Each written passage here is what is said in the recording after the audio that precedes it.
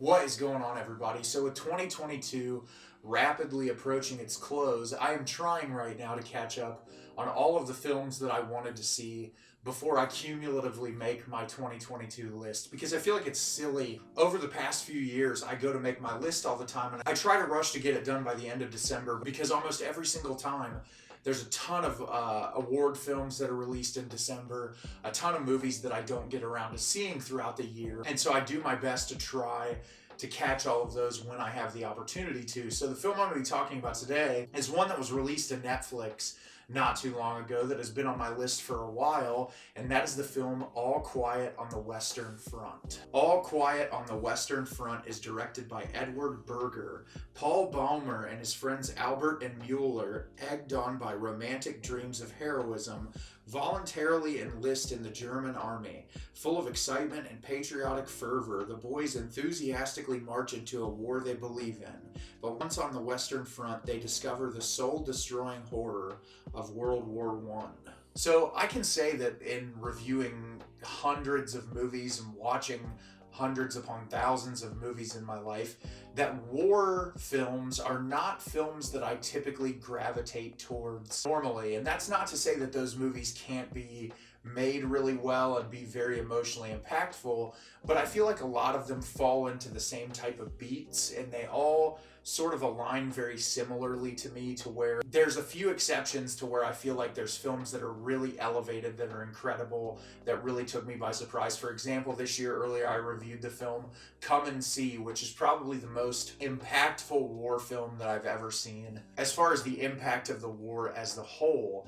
And throughout the years there's been a ton of really popular war movies. For instance, you look at Saving Private Ryan, which is a war movie that is referenced consistently over the past couple years. You've had Christopher Nolan's Dunkirk, you had 1917 from Sam Mendes. There's been war movies throughout history that have been released, and I always like ones that are very subversive. Another example of one that I really love is Terrence Malick's A Hidden Life, which is very different than your stereotypical war film.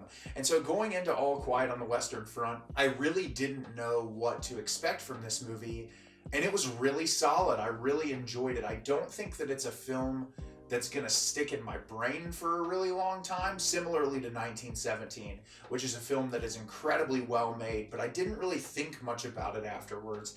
And that's not to take away from the fact that it is incredibly brutal, that there are some really amazing sequences. All of these types of films really focus heavily on war is bad. That's what they're trying to look at, which is, obviously that's very easy to digest, is how negatively war affects people, how silly it is that we go to fight for things that these people in power never actually have to fight for. They just sit behind their pen and paper and argue with each other while millions of innocent lives are taken because they're fighting for something senselessly that could just be solved with major leaders talking to each other without all of the nonsensical bloodshed. So in war films, they typically try to depict the horrors of the people on the front lines, and that is All Quiet on the Western Front. As the description says, you have Paul and his friends who very excitedly enlist in the military because it seems like they're bored with where they are at home. They want to get out there and fight. And so the tone at the beginning of the movie is very different than where the tone goes.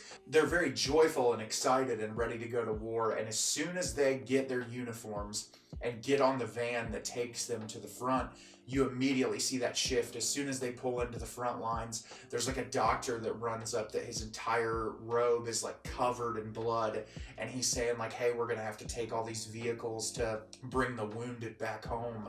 And you just immediately know that you're in for something relentless. And that's what this movie is. It's depiction of the horrible environments that these soldiers have to live in, and the brutality of the violence, and just how many lives were taken for the sake of just dumb political causes. Looking at it through the lens of World War I, with just the millions upon millions of lives that were taken during World War I.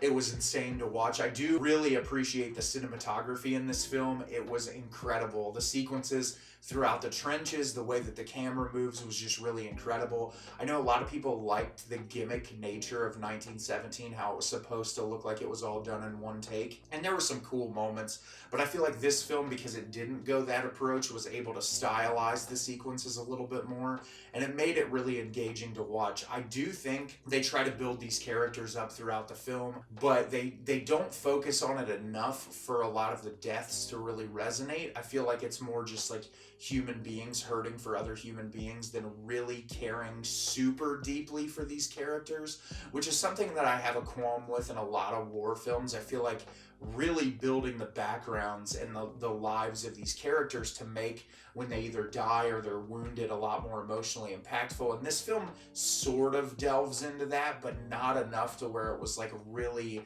gut punching when I was watching it. There are still a lot of scenes in this film that really took me by surprise. For a war film, it definitely does not hold back from the blood and the gore. It is one of the most violent war films I've watched, with just blood everywhere, body parts all over the place. It was absolutely insane to watch. And there was clearly a lot of time and effort and energy put into this. And I do really like the way that they split up the battles in the front lines with the political figures that are sort of behind the scenes, that are sort of signing all the papers and making all the bullshit happen, where the war keeps happening because these people just can't settle on something.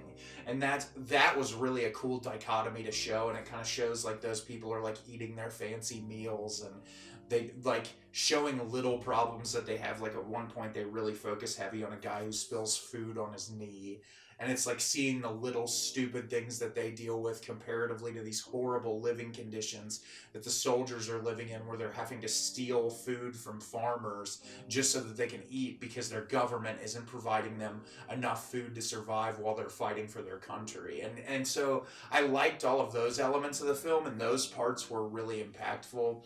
But I would say I don't think this one will stick with me for a really long time, but that's the way a lot of war films are for me.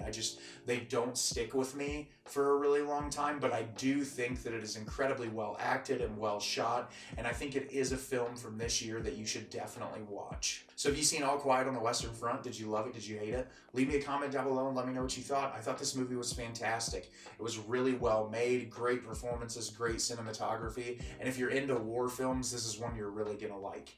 As always, if you can like the video and subscribe to the channel, it helps me out a lot and lets me know the type of content you're looking for. I'm always putting out new material and look forward to getting more out for you in the near future. And as always, everyone, thank you so much for watching, and have a great rest of your day.